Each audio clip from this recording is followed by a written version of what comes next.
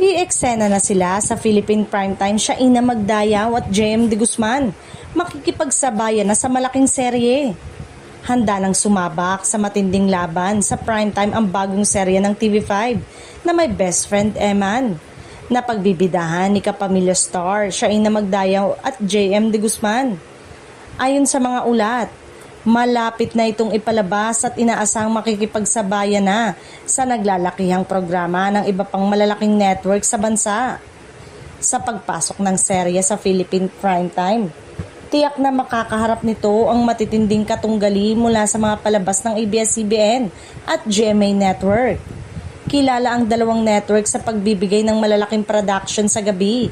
Kaya naman, malaking hamon ngunit kapanapanabik na laban nito para sa TV5. Sa kabila nito, naniniwala ang production team ng TV5 Network na may kakaibang hatid ang My Best Friend Eman.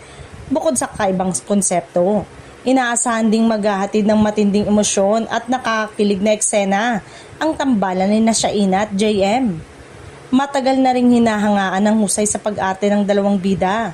Kaya naman marami ang naniniwalang kaya nilang magbigay ng sariwang timpla sa primetime viewing.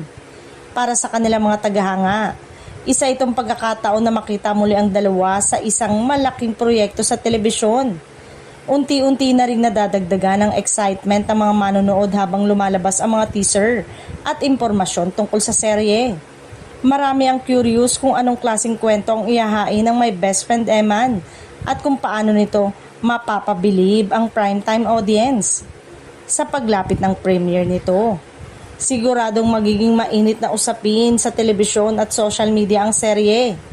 Kaya naman para sa mga manonood, isa na namang kapanapanabik na laban sa primetime ang dapat abangan sa pagpasok ng My Best Friend Eman sa TV5.